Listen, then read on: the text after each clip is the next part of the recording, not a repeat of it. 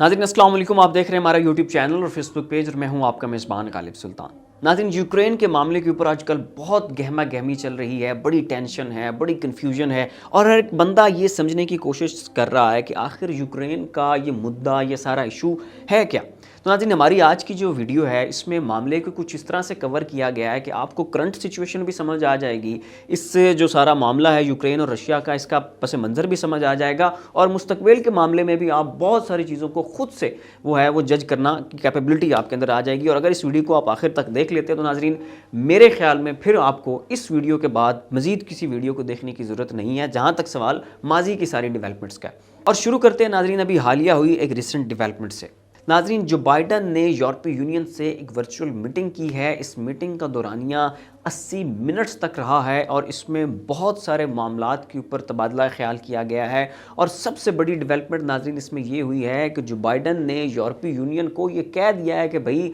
आप अपनी पूरी तैयारी कर लें, असला जमा कर लें, फ़ौजें तैयार कर लें, अपने असले की जो आपने झाड़ फूक करनी है वो सारी कर लें और अपनी फ़ौजें, अपना असला, अपनी इंटेलिजेंस सब कुछ तैयार रखें, किसी भी वक्त हमें यूक्रेन की मदद के लिए निकलना पड़ सकता है। नाज़रीन, इसी तनाजुर में कनाडा ने अपनी स्पेशल फोर्सेस यूक्रेन में तैनात कर दी हैं। यूके ने अपने स्पेशल किस्म के टैंक्स जो हैं वो यूक्रेन को दे दिए हैं। फ्रांस हो, चाहे नीदरलैंड हो, चाहे स्पेन हो, चाहे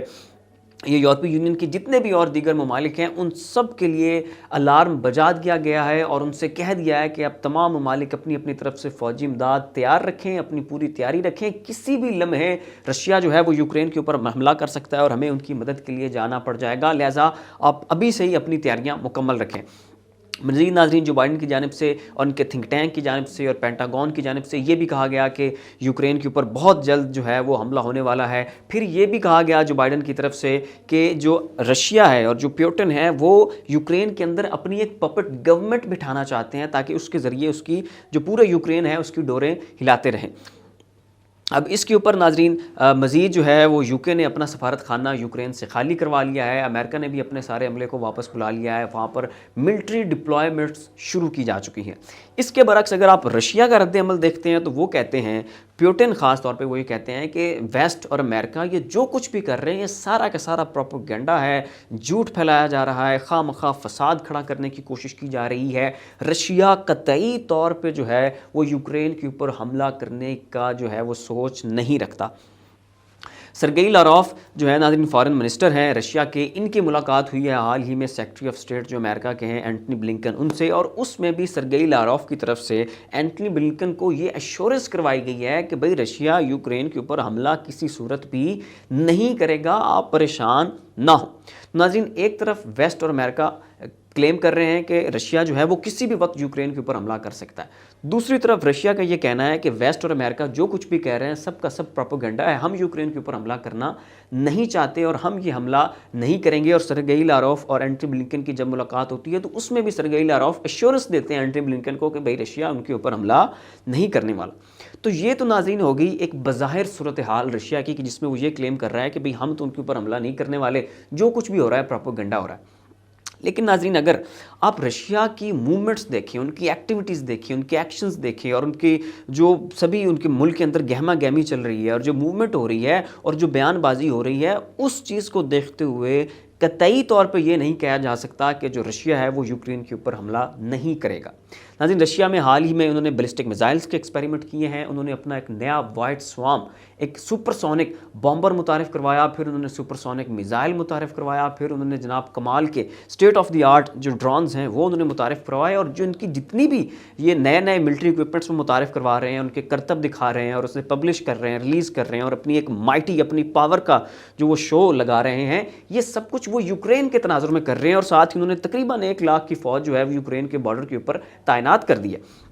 तो एक तरफ ये इतने हैवी किस्म के मिलिट्री इक्विपमेंट्स का मुतारिफ़ करवाना, उनके करतब दिखाना, 1 लाख की फ़ौज यूक्रेन के बॉर्डर के ऊपर तैनात कर देना, और दूसरी तरफ रशिया का ये कहना कि हम यूक्रेन के ऊपर हमला नहीं करने वाले, ये बातें नाज़रीन आपस में मैच नहीं करती और जिससे ज़ाहिर ये होता है कि रशिया हर सूरत यूक्रेन के ऊपर हमला करेगा।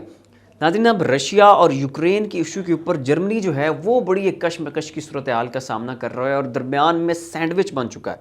कभी वो रशिया की जानिब अपना झुकाव ज़ाहिर करने की कोशिश करता है तो कभी वो अमेरिका की जानिब अपना झुकाव ज़ाहिर करने की कोशिश करता है, जिसमें वो बिल्कुल एक सैंडविच सा बन चुका है।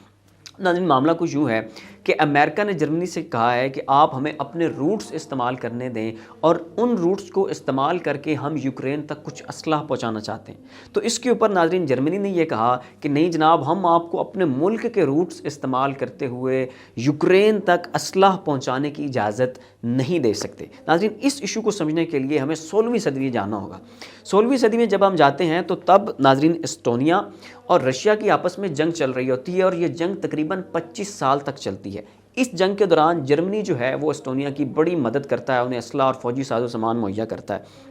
تو تب ناظرین رشیا جو ہے وہ اسٹونیا کو ہرا دیتا ہے، اور ہرا لینے کے بعد پھر وہ جرمنی کے اوپر حملہ کر دیتا ہے اس جرم کی پاداش میں کہ جرمنی نے اسٹونیا کی جو ہے وہ اسلحے اور فوجی ساز و سامان سے مدد کی تھی۔ تو آج ناظرین تاریخ نے اپنے آپ کو پھر دہرایا ہے، اور قومیں بہتر وہی ہوتی ہیں کہ جو تاریخ سے سبق سیکھتی ہیں، اور یہ سبق سیکھتے ہوئے ناظرین جرمنی نے جو ہے وہ فوجی ساز و سامان اپنے ملک کے راستے استعمال کرتے ہوئے یوکرین تک پہنچوانے میں جو ہے وہ مدد کرنے سے صاف صاف انکار کر دیا ہے۔ اور ناظرین جرمنی کی صورتحال کو مزید 4 چاند اور لگ گئے ہیں، اور ہوا کچھ یوں ہے کہ جرمنی کے جو نیول چیف ہیں وہ جاتے ہیں اسی ہفتے ناظرین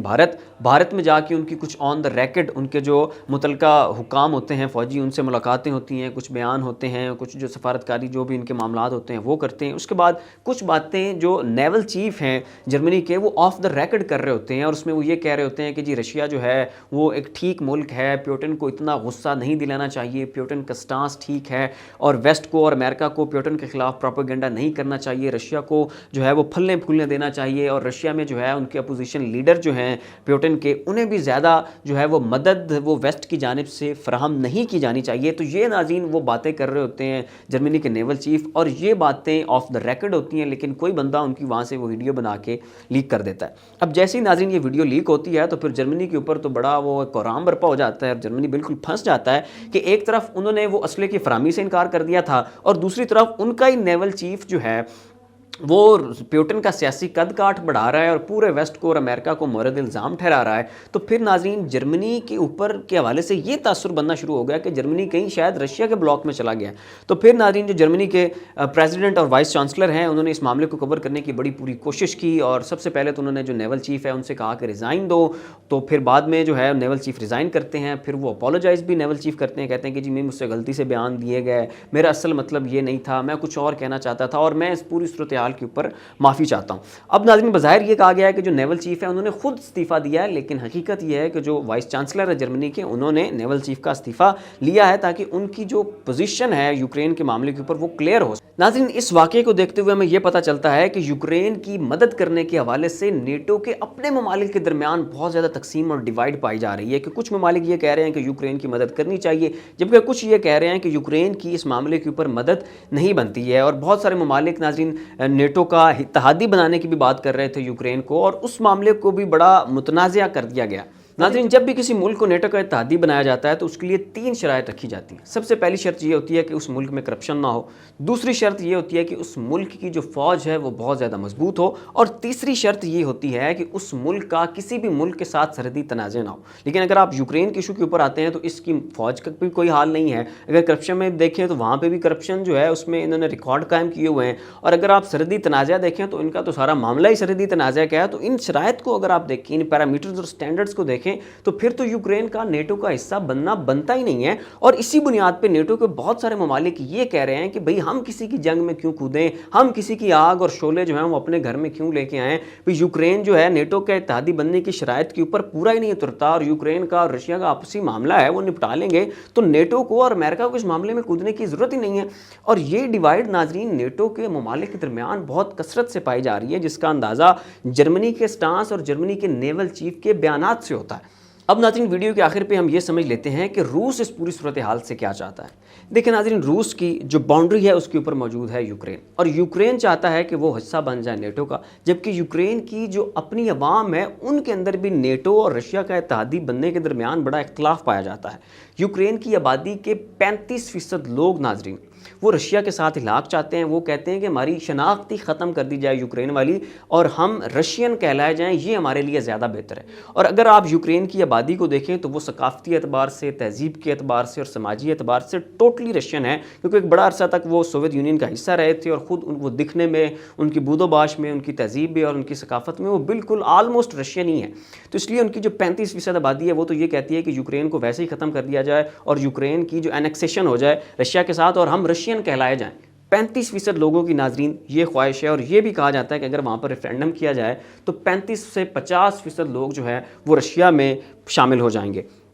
اب جو باقی ناظرین 50% ہیں ان میں سے 15% کے بارے میں یہ کہا جاتا ہے کہ ان کی تو کوئی رائے نہیں ہے, انہیں اس بات سے کوئی فرق نہیں پڑتا کہ وہ نیٹو کا حصہ بن جائیں یا کہ رشیا کا حصہ بن جائیں, جبکہ ان میں سے جو 35% ہیں وہ رشیا کا حصہ بننا چاہتے ہیں اور 50% جو ہیں وہ ہیں جو نیٹو کا حصہ بننا چاہتے ہیں. رشیا کا یہاں کنسرن یہ ہے کہ وہ ملک جو سوویت یونین کے دوران ان کا حصہ تھا, وہ ملک کہ جس کے باشندے ثقافتی اعتبار سے, تہذیب کے اعتبار سے بالکل رشیا کے ساتھ ملتے جلتے ہیں, وہ ملک کہ جس کے باشندے رشیا کے اندر انیکسیشن چاہتے ہیں, وہ ملک جب ناظرین نیٹو کا اتحادی بنے گا اور اس کا اتحادی بن جانے کے بعد رشیا کے بالکل بارڈر کے اوپر نیٹو کا ایک پہرے دار بن کے رشیا کے دروازے کے اوپر بیٹھ جائے گا, یہ ناظرین پیوٹن بات کبھی بھی برداشت نہیں کر سکتے. تو ایک طرف تو وہ پورا ایک ملک جو ہے وہ ان کے ساتھ ہلاک چاہتا ہے, اور دوسری طرف ناظرین اسی ملک کا کچھ جو دھڑا ہے وہ نیٹو کا اتحادی بننا چاہتا ہے. تو یہ ناظرین رشیا اور پیوٹن کے لیے بڑا کنسرننگ معاملہ ہے. تو پھر تو ناظرین یہ رشیا کے بالکل دروازے کے اوپر نیٹو کا ایک پہرے دار بن کے بیٹھ جائے گا. تو پھر یہ صورتحال جو ہے وہ رشیا کے لیے اور پیوٹن کے لیے ناقابل برداشت اور ناقابل ہضم ہے. ناظرین یہ کچھ اپڈیٹس تھیں جو یوکرین اور رشیا کی جو حالیہ ٹینشن ساری چل رہی ہیں اس کے حوالے سے ہم نے آپ کے سامنے رکھی. اس پورے معاملے کے اوپر آپ کیا رائے رکھتے ہیں اس کا اظہار نیچے کامنٹ باکس میں ضرور کیجیے گا. اس ویڈیو کو لائک اور شیئر دینا تو بالکل بھی مت بھولیے گا, اور اگر آپ ہمارے چینل کے اوپر نیو ہیں تو برائے مہربانی اس چینل کو سبسکرائب کریں. اس کے ساتھ اپنے میزبان غالب سلطان کو اجازت دیجیے. اپنا اور اپنے عزیز و اقارب کا خیال رکھیے گا. اللہ حافظ.